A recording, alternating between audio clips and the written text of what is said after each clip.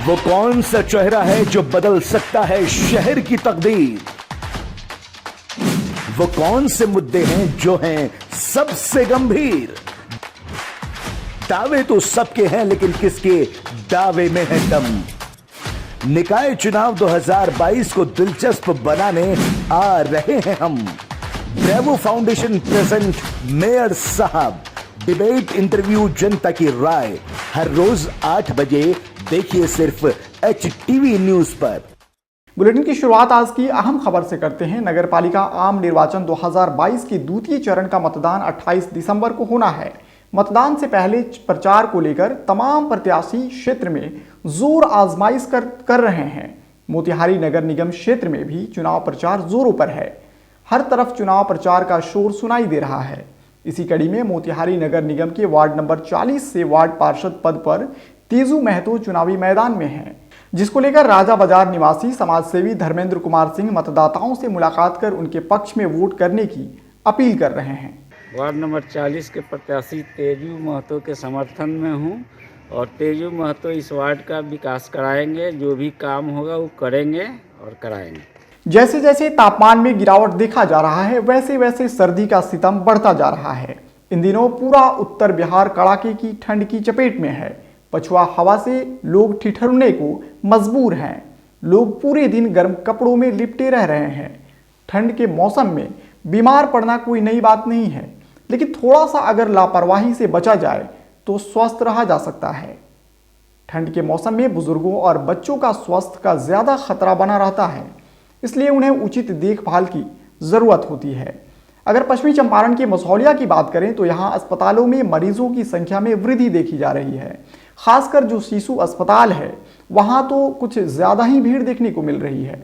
इस सर्दी के मौसम में बच्चों में, वो भी नवजात बच्चों में कोल्ड, डायरिया, निमोनिया, सर्दी जुकाम सहित कई तरह की परेशानियां देखने को मिल रही है।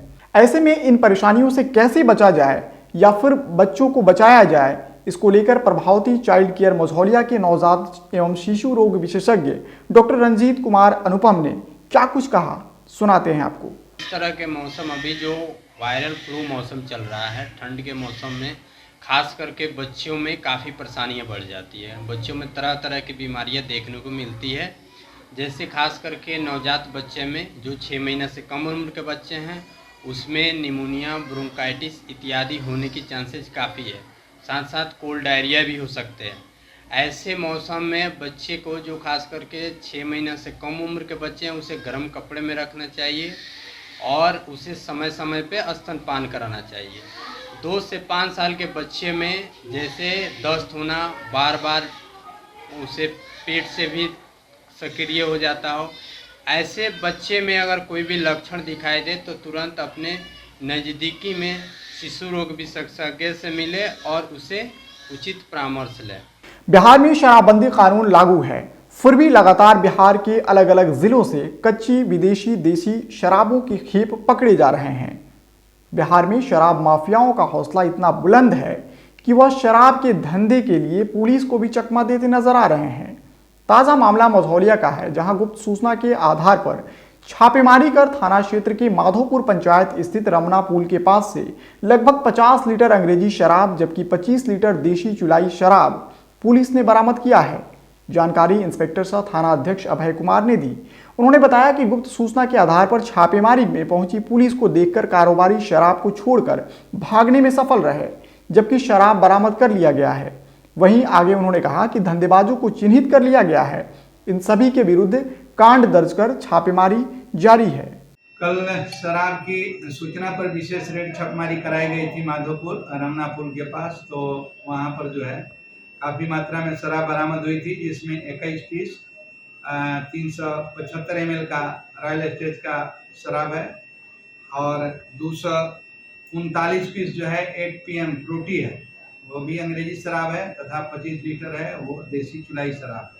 इसमें 4 व्यक्तियों को चिन्हित किया गया है। कारोबारी गन्ना का खेत का फायदा उठाकर भागने में सफल रहे। 4 व्यक्तियों को चिन्हित किया गया है और नामजद प्राथमिकी दर्ज की गई है। बेतिया में जमीनी विवाद में गोलीबारी की घटना का एक वीडियो सामने आया है। वीडियो में साफ तौर पर देखा जा सकता है कि 3 से 4 लोग हाथ में दुनाली बंदूक लेकर ट्रैक्टर से जमीन की जुताई करवा रहे हैं। इस दौरान कुछ महिलाएं जमीन जोतने से उन्हें रोकती है, जिस पर एक व्यक्ति उन महिलाओं पर गोली चला देता है। बताया जाता है कि इस घटना में 2 बच्ची समेत 5 लोगों को गोली का छर्रा लग जाता है। स्थानीय लोगों की मदद से सभी को बेतिया जीएमसीएच में लाया गया, जहां सभी का इलाज जारी है। वहीं घायलों में एक की गंभीर स्थिति को देखते हुए डॉक्टरों ने पटना रेफर कर दिया है। पूरा मामला जिले के जगदीशपुर ओपी थाना क्षेत्र के नकटी पटेरा गांव का है, जहां शनिवार की दोपहर जमीनी विवाद में गोलीबारी की घटना घटी है। इधर घटना की सूचना मिलते ही मौके पर सदर एसडीपीओ मुकुल परिमल पांडे कई थानों की पुलिस के साथ पहुंचकर मामले की छानबीन में जुट गए हैं। मिली जानकारी के अनुसार सीलिंग की परती जमीन को लेकर यह विवाद हुआ है। इस जमीन का विवाद 1985 से चला आ रहा है। जानकारी के अनुसार जमीन जगदीशपुर के बैकुंठवा गांव निवासी सुशील दुबे के नाम से है, जबकि 2002 में इस जमीन का पर्चा स्थानीय लोगों को मिला है।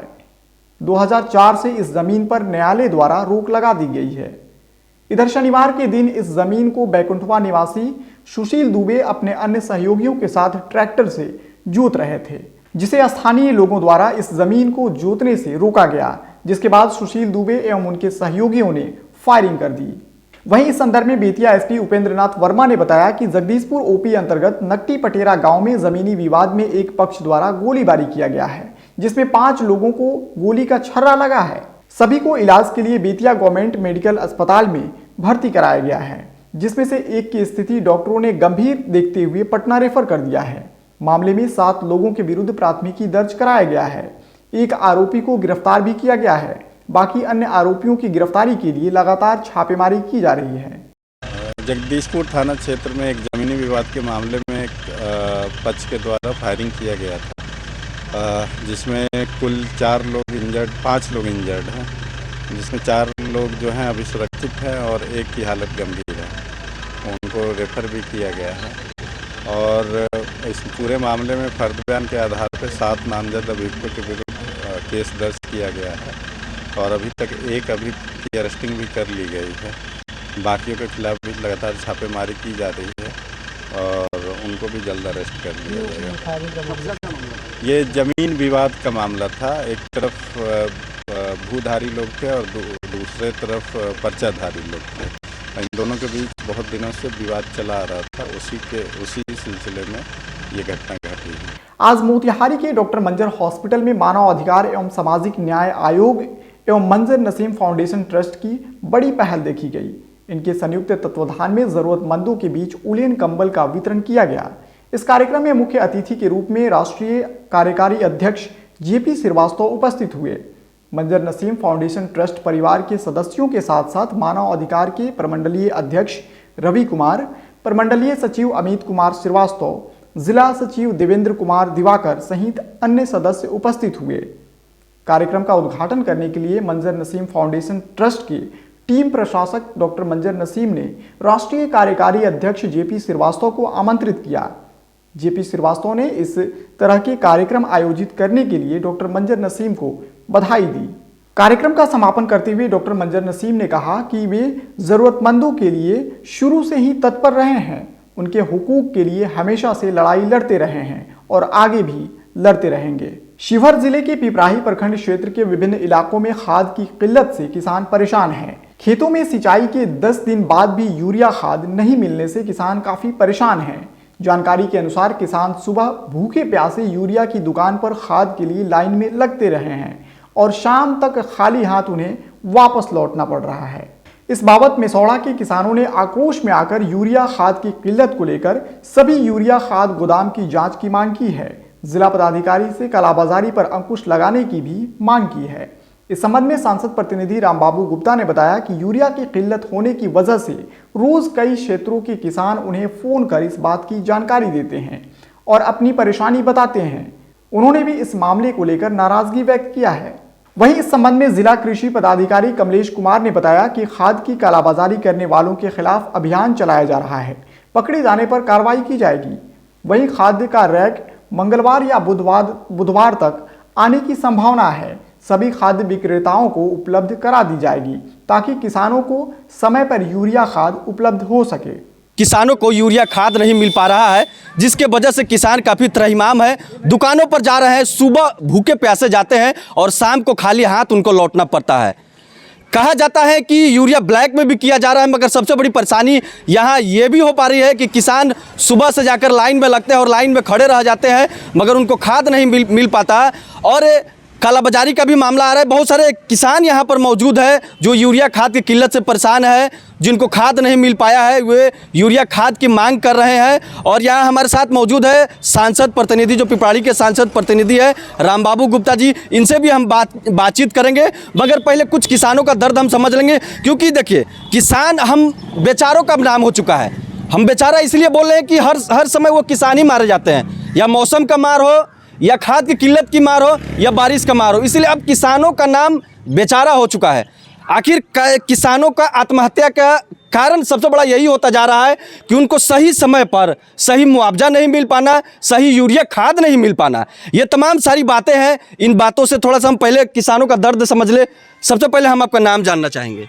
मोहम्मद अकील मसौड़ा। यूरिया खाद की किल्लत को लेकर आप लोग यहाँ आज इकट्ठे हुए हैं, क्या मामला है पूरा? यूरिया खाद को तो गेहूं पटाई हो गया, 1 महीना गए थे तो कहता था आ जाएगा। जब आया तो हम लोग भर दिन भूखे प्यासे जाके लाइन में लगे। शाम हुआ, अंधेरा हो गया, हम लोग को नहीं मिला, नंबर नहीं आया, वापस चले आए। कल होकर के गए तो उस दिन से बंदे है, मिला ही नहीं। वहाँ तो दुकानदार कह रहे हैं कि ये हम सभी लोगों को खाद दे रहे हैं, जो भी लोग आ रहे हैं लाइन में लग रहे हैं उन सभी लोगों को हम खाद दे रहे हैं। नहीं, भर दिन के बीच में 10-15 आदमी में ही टाइम ख़त्म हो गया, नहीं दिए। कहे कल होगा, कल गया तो कल से आज तक 3 दिन 4 दिन से वापस ही लोग आ रहा है। क्या रेट है अभी यूरिया की दुकानों पर? रेट उसी जगह तो ऐसे रेट 10-15 आदमी को जो बांटा 270 के, लेकिन उस जगह अलगे का कुछ आदमी रहता है, वो कहता है कि खाद लेना चाहते हैं तो जाइए, आइए ना, इधर आइए ना, 500 रुपया निकालिए दे देंगे। कोई कहता है 600 निकालिए दे देंगे, लेकिन हम लोग 600-700 दे करके कहाँ जाए, हम नहीं लिए, चले आए। और कृषि पदाधिकारी से मैं अनुरोध करना चाहूँगा कि ये क्षेत्र जो है खेती पर आधारित क्षेत्र है, और खेती के लिए जो आवश्यक चीज़ें हैं, खाद अगर नहीं मिल पाएगा तो फसल बर्बाद हो जाएगा, और तो फिर इधर के लोग त्राहिमाम हो जाएंगे, परेशानी बढ़ जाएगी। तो मेरी प्रशासन से ये आग्रह है कि डीलर जो चोर बाज़ारी कर रहे हैं, काला बाज़ारी कर रहे हैं, 270 रुपये का सामान 500 से लेकर 1000 रुपये तक के बेच रहे हैं, तो उस पर लगाम लगाया जाए। और उनका जहाँ गोडाउन है, जहाँ उनका सामान रखा हुआ है उर्वरक से संबंधित, उसकी जाँच पड़ताल कराई जाए, और सही जो मूल्य है और एक किसान को उस मूल्य पर जो है खाद उपलब्ध कराया जाए। धन्यवाद। तो इस तरीके की बात है। एक चीज़ हम और बताना चाहेंगे इसमें, देखिए बहुत सारे किसान हैं जाके सुबह से लाइन में लगते हैं। होता यह है कि आगे चल के कि अगर एक परिवार से अगर आज एक व्यक्ति अगर खाद ले रहा है तो कल उसी परिवार का दूसरा सदस्य भी खाद लेने के लिए लाइन में लगा रहता है।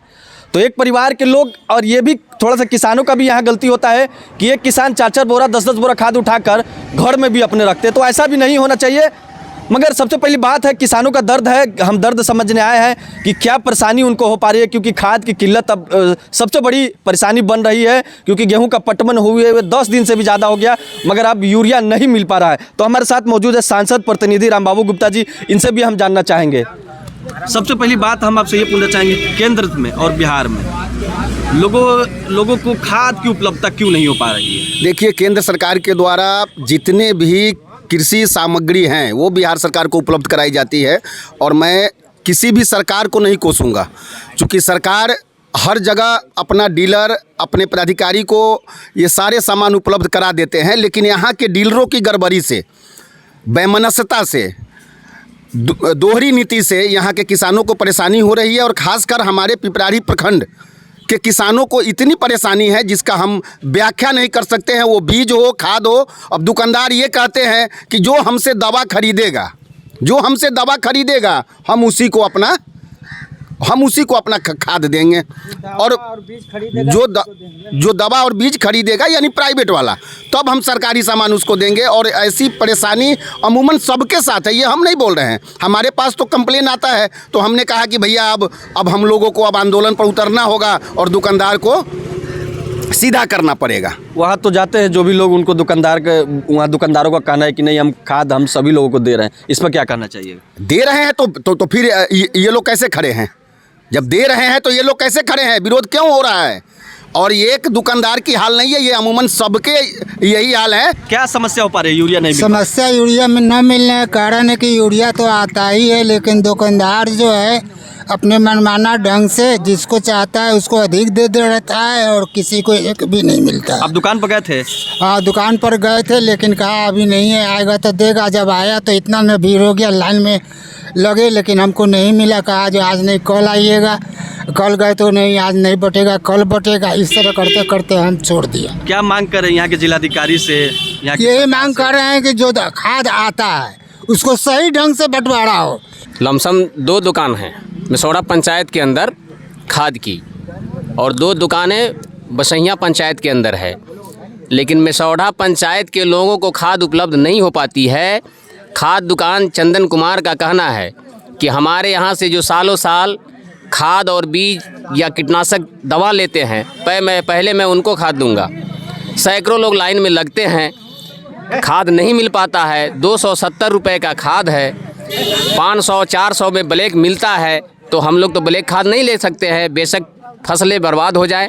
डीएम को कहना चाहिए कि यही डीएम आकर अपना खाद बंटवाए, अथी को भेजे। ठीक है, धन्यवाद। तो इस तरीके की तस्वीरें हैं, क्या समस्या हो पा रही है आप देख सकते हैं। एक और किसान है, क्योंकि बुजुर्ग है, क्या कहना चाहिएगा? खाद की किल्लत हो रही है, गेहूँ खराब हो रहा है, कौन जाओ लाइन में लागे, लाइन में लागता है, फिर चला आता है, मिलता है। बात है कि अपना दिन भर किसान काम छोड़ करके लाइन में लगा रहता है, फिर भी नहीं मिलता। अरे 500 के बजाय 700 ले, लेकिन फ्री करे ना, तो किसान को उपलब्ध सामान मिले और फ्री एकदम रहे, कंटिन्यूस टाइम पर अपना बीज ले, खाद ले, हर कुछ ले और पटाए, जो किसान को सहूलियत मिले।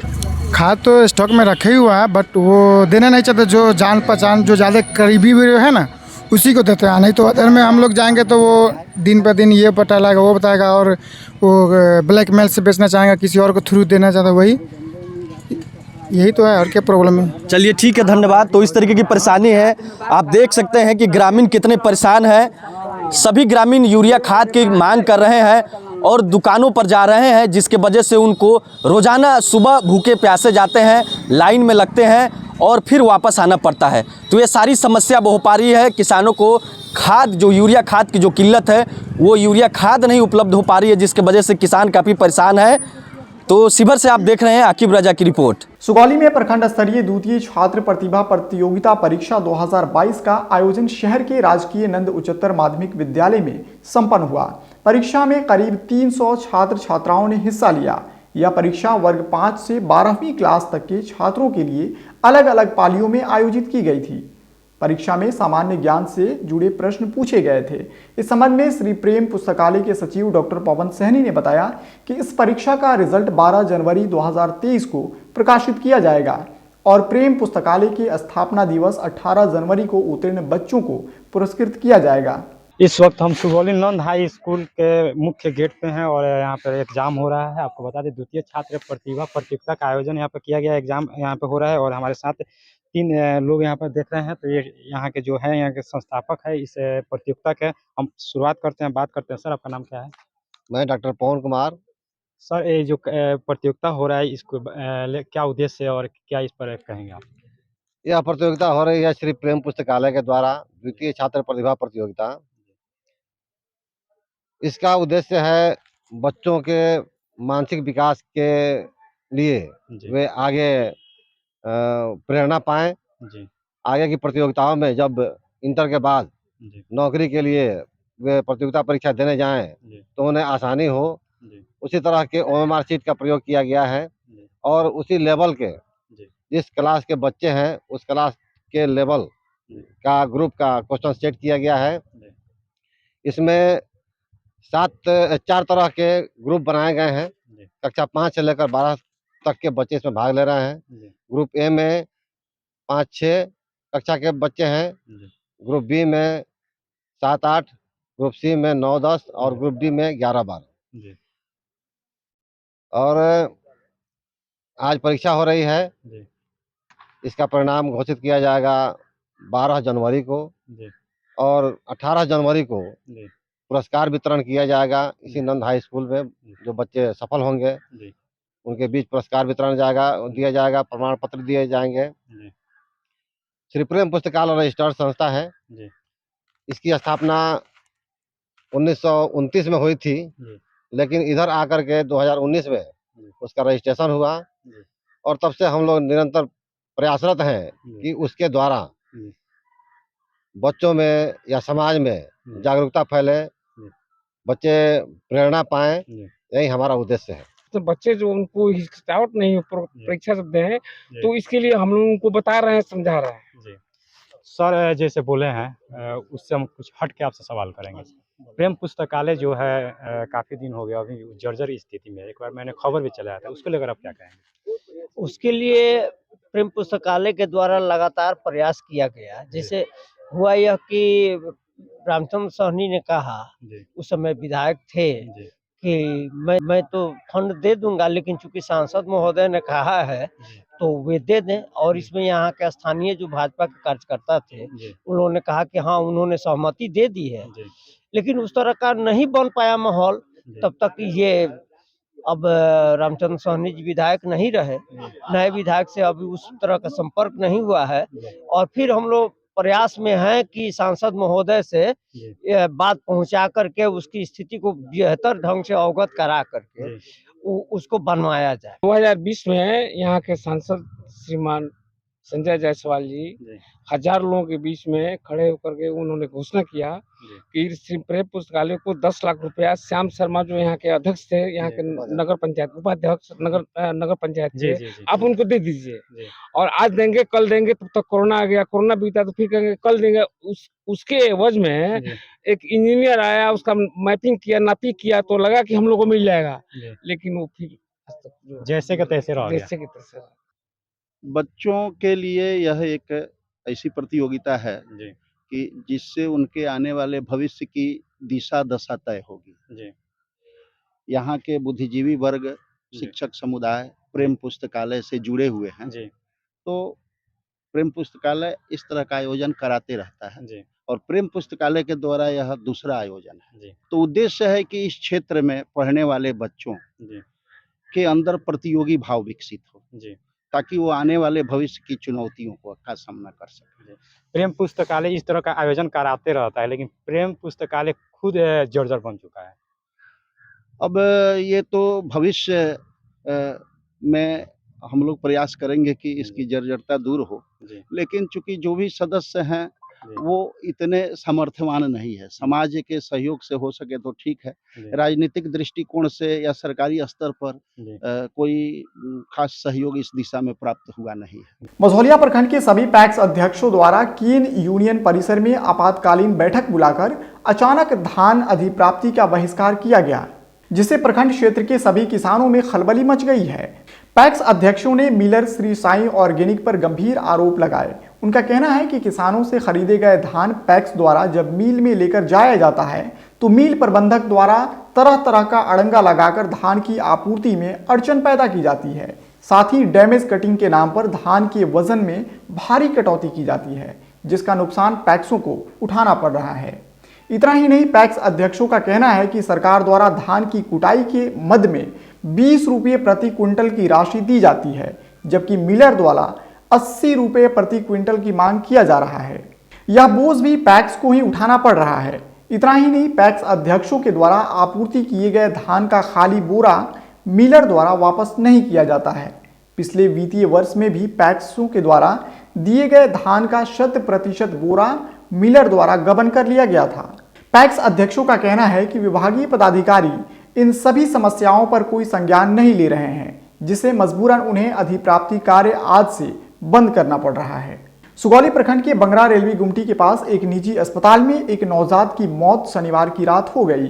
मौत होने के बाद मृतक के परिजनों ने क्लिनिक पर शोरगुल की। बताया जाता है कि प्रखंड के करमवा निवासी छोटेलाल यादव की पत्नी मीरा देवी को सरकारी अस्पताल में प्रसव कराने के लिए बंगरा रेलवे गुमटी के पास एक निजी क्लिनिक में भर्ती कराया गया, जिसके बाद रात में ही बच्चे की मौत हो गई।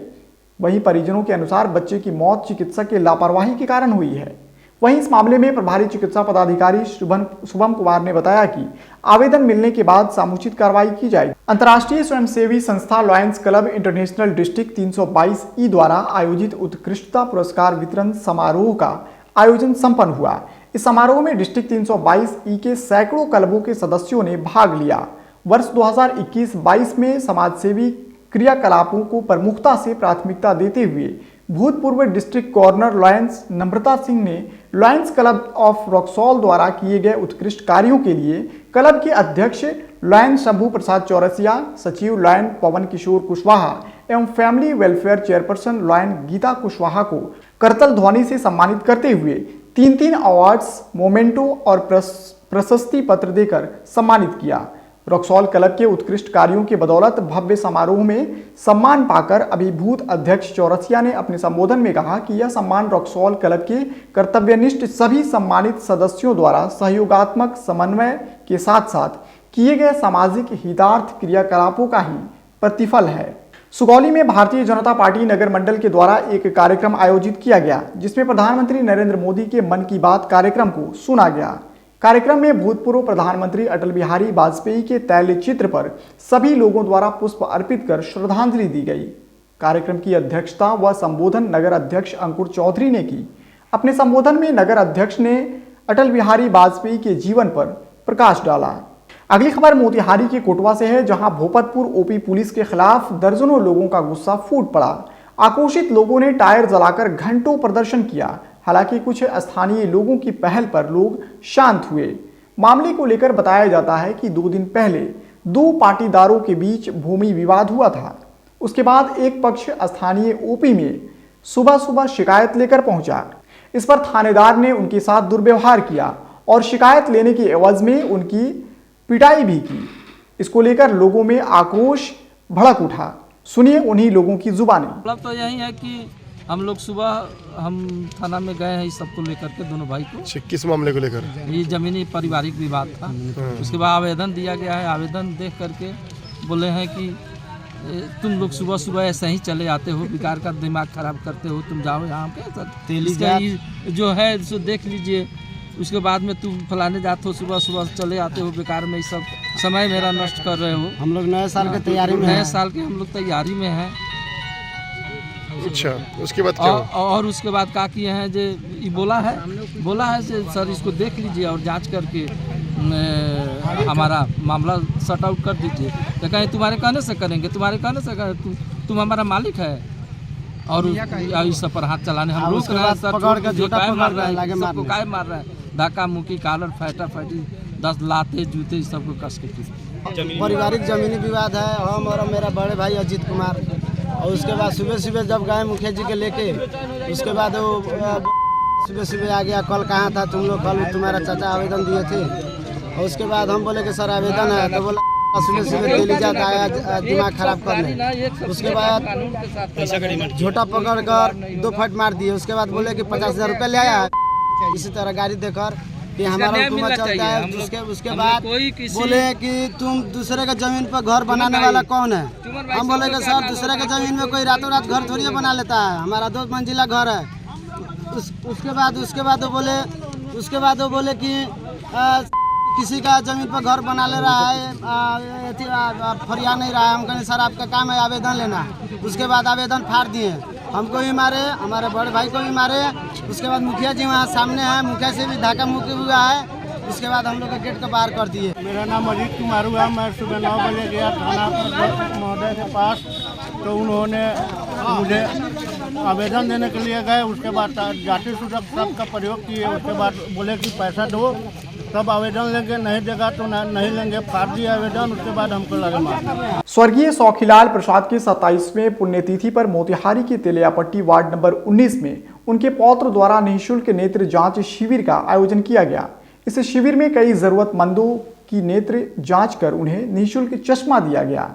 इस शिविर में मोतिहारी के प्रसिद्ध नेत्र चिकित्सक शरद हेमंत शर्मा और उनकी टीम ने लोगों की आंखों का चेकअप किया और उचित सलाह दी। बता दें कि समाजसेवी धीरज सर्राफ हर वर्ष 25 दिसंबर यानी अपने दादा की पुण्यतिथि पर जन कल्याणकारी कार्य करते रहते हैं, जो कि काफी सराहनीय है। मौके पर रामबाबू प्रसाद, शंभुनाथ प्रसाद, प्रभु प्रसाद सहित कई लोग मौजूद थे।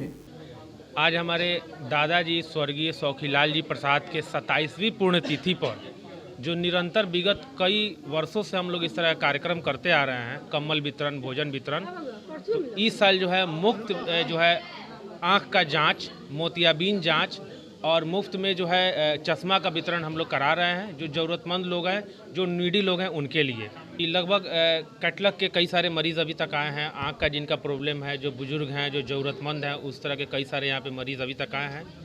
अभी तक लगभग 100 मरीज़ को देखा गया है। हम लोग को उम्मीद है कि हमारे एरिया से, हमारे तेलियापट्टी मोहल्ला से, वार्ड नंबर 19 से लगभग 500-600 लोग जरूर दिखाएगा। उतना लोग पर्ची कटाया है लोग।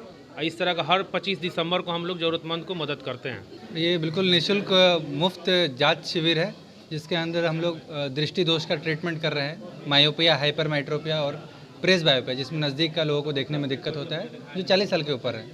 और कैटरेक्ट के पेशेंट्स काफ़ी हैं इस कैंप में।